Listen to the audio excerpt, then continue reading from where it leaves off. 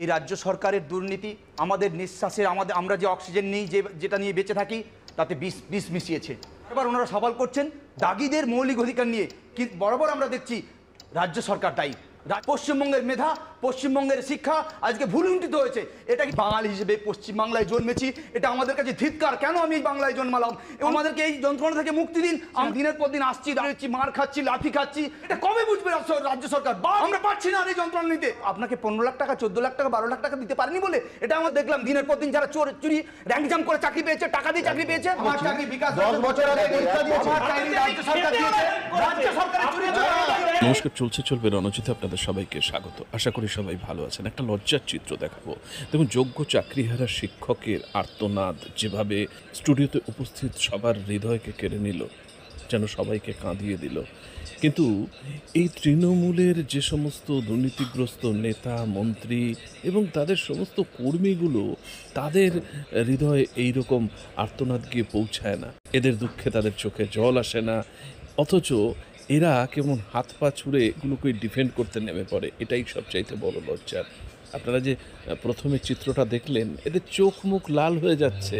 এরা বুঝতে পারছে যে কতটা দুর্নীতিগ্রস্ত দলের মধ্যে এরা রয়েছে এবং নিজেরাও আস্তে আস্তে সেই নাগপাশে আবদ্ধ হচ্ছে, কিন্তু তাতেও তাদের কোনো রকম হেলদোল নেই।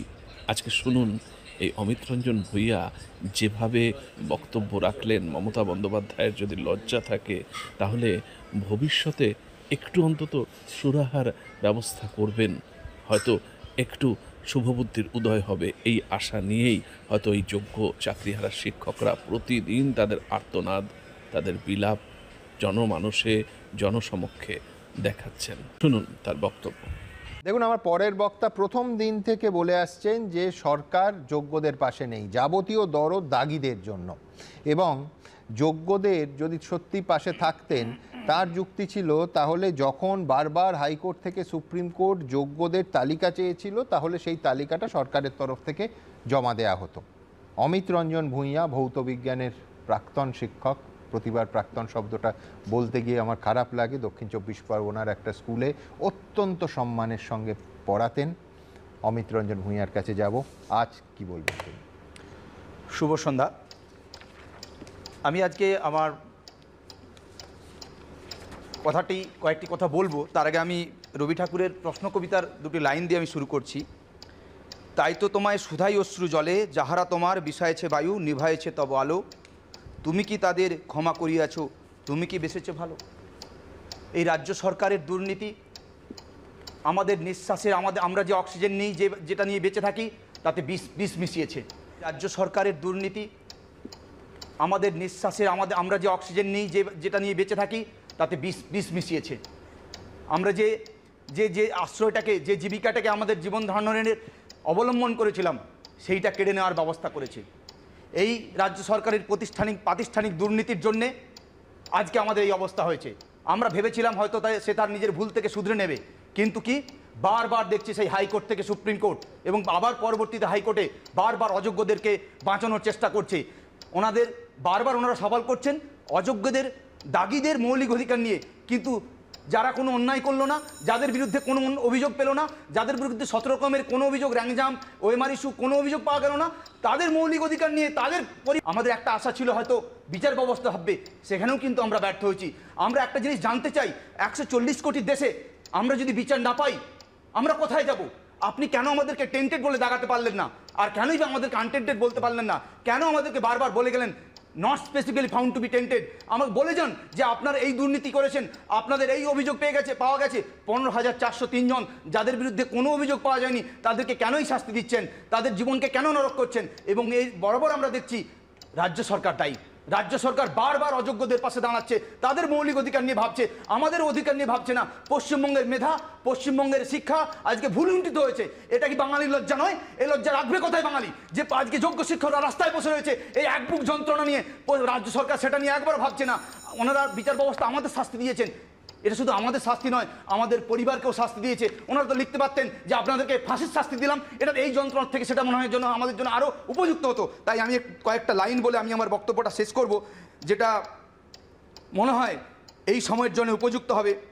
যে কতটুকু অশ্রু গড়ালে হৃদয় জলে সিক্ত, কতটা প্রদীপ শিখা জ্বালালেই জীবন আলোক দীপ্ত, কত ব্যথা বুকে চাপালেই তাকে বলি আমি ধৈর্য, নির্মমতা কত দূর হলে জাতি হবে নির্লজ্জ। আমি চিৎকার করে কাঁদিতে চাহিয়া করিতে পারিনি চিৎকার, বুকের ব্যথা বুকে চাপায়ে নিজেকে দিয়েছি ধিক্কার। বাঙালি হিসেবে পশ্চিমবাংলায় জন্মেছি, এটা আমাদের কাছে ধিক্কার। কেন আমি এই বাংলায় জন্মালাম? অন্য কোথাও জন্মালে হয়তো এই পরিস্থিতি অন্যের দোষ নিয়ে, অন্যের পাপের ফল নিয়ে, অন্যের লোভের পরিণতি হিসেবে আমাদেরকে আজকে এই দিন দেখতে হতো না। 10 বছর আগে আমরা চাকরি পরীক্ষা দিয়েছিলাম, 7 বছর যোগ্যতার সঙ্গে চাকরি করছি। স্কুলে বাচ্চারা আমাদেরকে বলে স্যার আপনারা কবে আবার আগের মতো ফিরে আসবেন, ম্যাম আবার কবে আগে ফিরে আসবেন, আপনাদের ক্লাস আপনারা কবে আবার নিয়মিত করবেন। আমরা বুঝতে পারছি না, আমাদেরকে এই যন্ত্রণা থেকে মুক্তি দিন, আমরা আবার বিদ্যালয়ে ফিরে গিয়ে ওই কালো বোর্ডগুলোতে চক ডাস্টার দিয়ে ওদের জীবন গড়ে তুলি, জীবনের রেখাগুলোকে গড়ে তুলি, আমাদেরকে আবার বিদ্যালয়ে ফিরে যাওয়ার ব্যবস্থা করে দিন। হয়তো আমরা বলে উঠতে পারছি না, দিনের পর দিন আসছি, রাস্তায় পড়ে রয়েছি, মার খাচ্ছি, লাঠি খাচ্ছি, মাথা ফাটছে, চোখ হয়েছে। এটা কি আমাদের পাওনা ছিল? এটা কি যোগ্য শিক্ষকদের, বাংলার মেধাবী শিক্ষকদের পাওনা ছিল? এটা কবে বুঝবে রাজ্য সরকার? বারবার ওরা কেন অযোগ্যদের, দাগীদের পাশে তাদের মৌলিক অধিকার নিয়ে ভাবছে, আমাদের মৌলিক অধিকার নিয়ে কবে ভাববে? এই প্রশ্ন আমরা বারবার করে যাচ্ছি। যে বাংলায় রবীন্দ্রনাথ জন্মেছে, বিবেকানন্দ জন্মেছে, বিদ্যাসাগর জন্মেছে, বাংলার শিক্ষা সংস্কৃতির এই অবমূল্যায়ন, অধঃপতন আর দেখা যাচ্ছে না। আমাদেরকে এই যন্ত্রণা থেকে মুক্তি দিন। আমরা পাচ্ছি না আর এই যন্ত্রণা নিতে। বারবার আমরা সুপ্রিম কোর্টে দেখছি, হাইকোর্টে দেখছি, সব জায়গায় আপনারা ওই দাগি যারা টাকা দিয়ে চাকরি কিনেছে, যাদের নামে ব্যাংক জাম্পের অভিযোগ আছে, যাদের নামে ওএমআর ইস্যু আছে, তাদের নিয়ে ভাবছেন, আমাদের নিয়ে ভাবছেন না। কেন? আমরা 240 টাকা দিয়ে ফর্ম বলেছিলাম বলে? আমরা আপনাকে 15 লাখ টাকা, 14 লাখ টাকা, 12 লাখ টাকা দিতে পারিনি বলে? এটা আমাদের অপরাধ। বাংলার সেই মেধাবী ছেলেরা কোথায় যাবে? তারা তো এই সরকারি চাকরিগুলো পাখির চোখ করে, তারা কোথায় যাবে? প্রশ্ন করুন। একটা জিনিস বলবেন, রাজনীতি কোনো রাজনীতি নয়। জীবন যখন আপনার পেটে লাথ পড়বে, তখন সিপিএম, কংগ্রেস, বিজেপি কেউ আপনার পেটের দায়িত্ব নেবে না, আপনার পরিবারের দায়িত্ব নেবেন। আপনি যে জীবিকাটা অর্জন করেছিলেন, যে সম্মানের চাকরিটা অর্জন করেছিলেন নিজের যোগ্যতায়, আজকে সেটাকে প্রশ্নচিহ্নের সামনে দাঁড় করিয়ে দিচ্ছে। আপনার সারা জীবনের সততা, সেই সততাকে প্রশ্নচিহ্নের সামনে দাঁড় করিয়ে দিয়েছে এই রাজ্য সরকার। এবং বিচার ব্যবস্থার কাছে আমাদের আশা ছিল, করজোড়ে আমরা প্রার্থনা করছি, আমাদেরকে বিচার দিন, আমাদেরকে বিদ্যালয়ে ফেরান। ওই উপাধি নিয়ে আমরা বাকি জীবনটা আমরা বাঁচতে চাই না। You are not specifically found to be tainted. অমিতের এই সত্যি কথা বলতে এই ভেজা চোখের জলের উত্তর আমার কাছেও নেই। একেবারে পরিষ্কার যে প্রশ্নটা, হ্যাঁ নিঃসন্দেহে চাকরি চলে যাওয়া, আর্থিক প্রশ্ন তো আছেই, কিন্তু যেভাবে একেবারে মানে সত্যি সত্যি সমাজে তারা টেন্টেড হয়ে যাচ্ছেন, যে সমাজে চাকরি হারা হিসেবে কার্যত কোনো অপরাধ ছাড়া দাগিয়ে দেয়া হচ্ছে, সেখানে নৈতিকতার প্রশ্ন তো অবশ্যই আসবে। নীতিগতভাবে কোনো ভুল না করে 250 টাকা দিয়ে ফর্ম ফিল আপ করে মেধার জোরে যে এতজন চাকরিকে করছিলেন, তাদের জবাব কে দেবে?